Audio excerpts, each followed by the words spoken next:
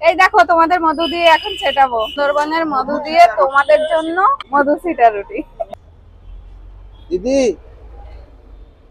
ঠান্ডা লেগে গেছে, বাড়ি থেকে মা বলেছে মধু খেতে, মধু দিয়ে কিছু বানিয়ে খেতে। তো দিদি মধু নিয়ে এসেছি, মা পাঠিয়েছে। মধু দিয়ে কি কিছু বানিয়ে খাওয়াবে? মধু দিয়ে রুটি, মধু দিয়ে কি ঝাল বানিয়ে ঝাল খাওয়াবে? খাও, তাহলে আজকে হয়ে যাক মধু দিয়ে মিষ্টি রুটি। রোজ রোজ তো হাঁসের রুটি, হাঁসের মাংসের সাথে ছিটা রুটি খাচ্ছি ঝাল ঝাল, আজকে কিন্তু স্পেশাল এত কিছু হয়ে বৃষ্টি যাক। হচ্ছে তো ঠান্ডা লেগে গেছে। মা বলেছে মধু দিয়ে যা খাবি মধু দিয়ে খেতে। যা খাবে মধু দিয়ে খেতে বলেছে। হ্যাঁ। ঠিক আছে, তাই হোক, তো মধু দিয়ে করে দিচ্ছি মধু তোমাদের। দিয়ে একটা ইউনিক কিছু বানিয়ে দাও দিদি ছিটা ওকে, রুটির সাথে। ঠিক আছে, তাই হোক। দিদি আপনার ছেটানো লোকে ভুলে গেছে। ভুলে গেছে? হ্যাঁ।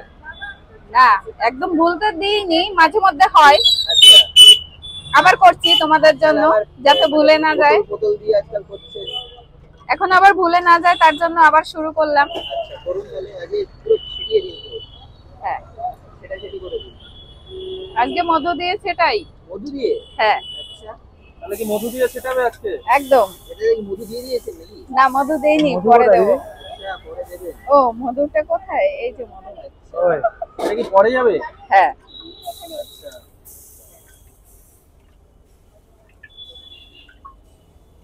দিদির হাসিটাও মধু থেকে কম না। মাঝে মধ্যে অফ হয়ে যায়। কি হাসি?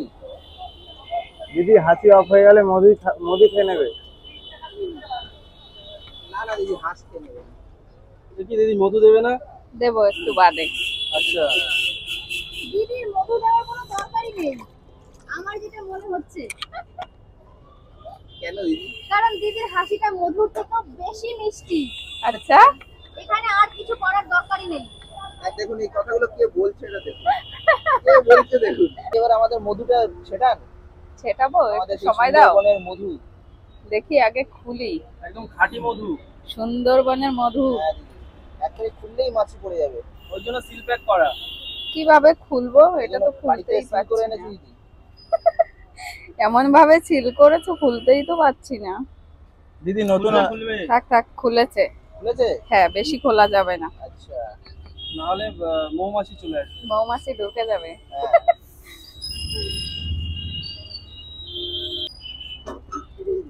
এই দেখো তোমাদের মধু দিয়ে এখন ছেটাবো। একদম আমাদের মধু না দিদি, সুন্দরবনের সুন্দরবনের মধু।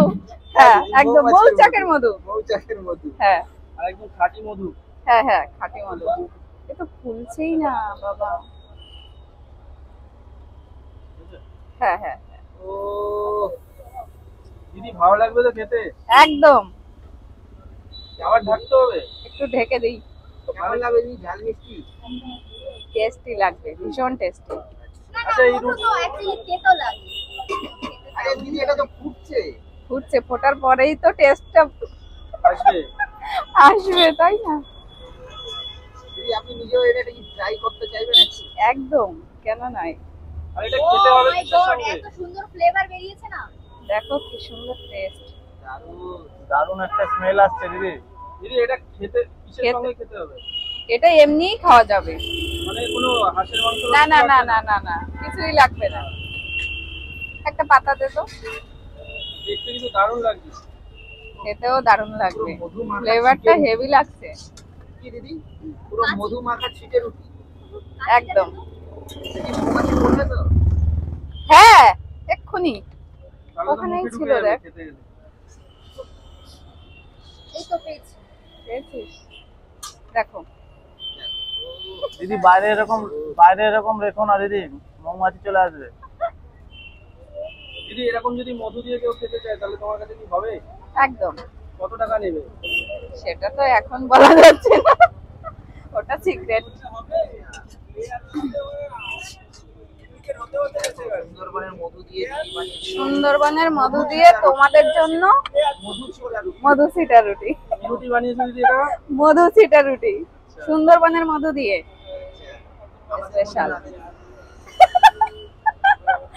একদম। এই নাও।